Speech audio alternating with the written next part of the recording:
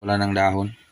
So yan, pansin nyo, wala na talaga, may isang dahon na lang. Kahit wala ng dahon, yan ang pinaka importante sa sibuyas. At isa pa yung ugat. Dali lang. Napakasimple.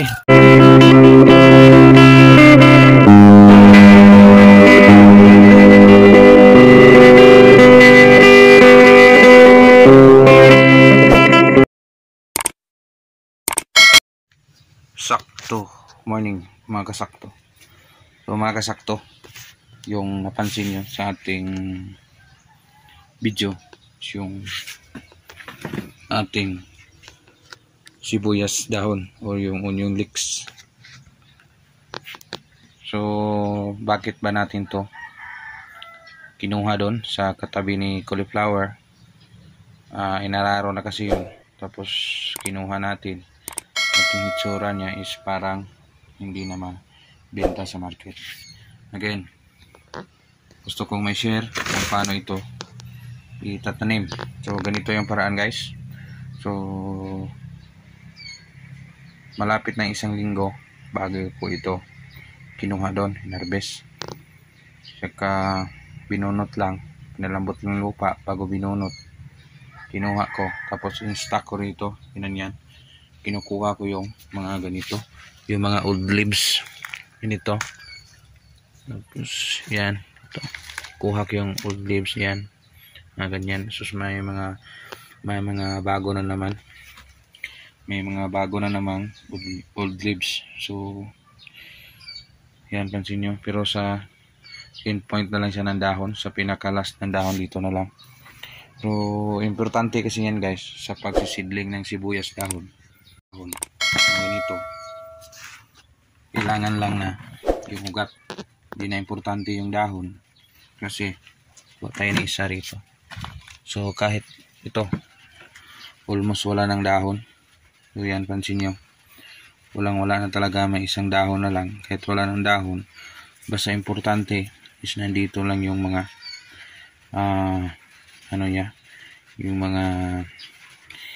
yung mga anong tawag dito, yung mga bagong sibol.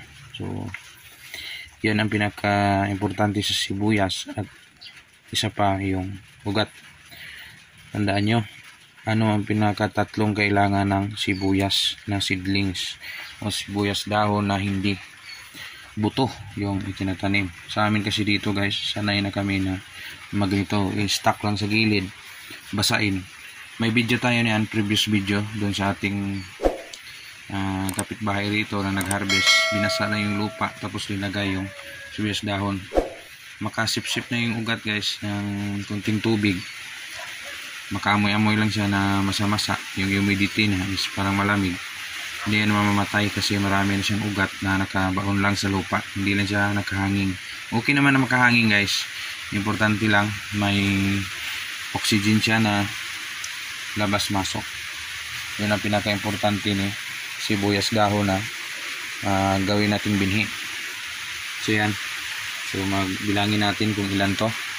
Para shout out pala, guys, umuulan na rito sa ating area. So ito, kita ko sa inyo. So yan, mabasa-basa na yung ating Madre de Agua.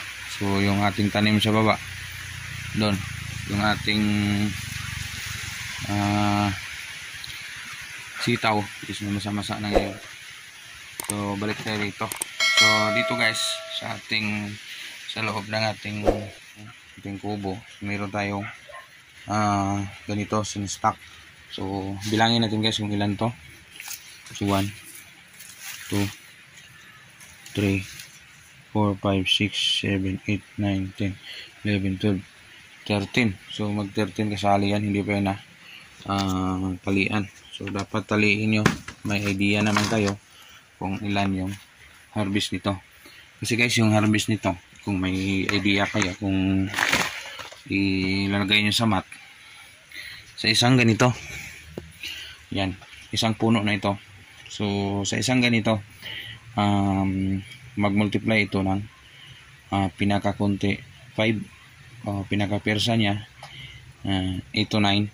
So kaya niyang abutin na ganito. So mag times 8 times 8 o 7 na lang, i-minimum na lang natin sa 6 times 6 times 7, mga ganyan yung pinaka minimum nya. So ilan na, so ilang ganito, so marami. So kung mag 13 siya, i-times nyo sa 7, yung naka-advantage lang nito guys is zero capital ka. Ito lang yung capital mo, maitanim mo ito sa in between natin mag-transplant yung litos, ilagay natin ito sa gitna, yung bali yung intercropping. So yung ating broccoli is depende na lang yun kung may oras pa tayo, kasi naka-ready na yung ating lukong tree, yung ating seedling tree sa gilid dyan.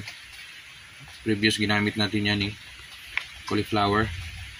So dito kung hindi yan mapasok si broccoli, ito na lang yung sibuyas dahon, kasi nandyan na, ito na yung ating binhi. Sayang naman yung broccoli is andun pa sa ating nakasashi pa. So okay naman yun, bali 2 buwan siguro pagitan. Pagka next na lang na crop, palit na lang natin siya siguro dito. Iuna natin to kasi sayang naman yung stock nya kung gusto natin itong paramihin.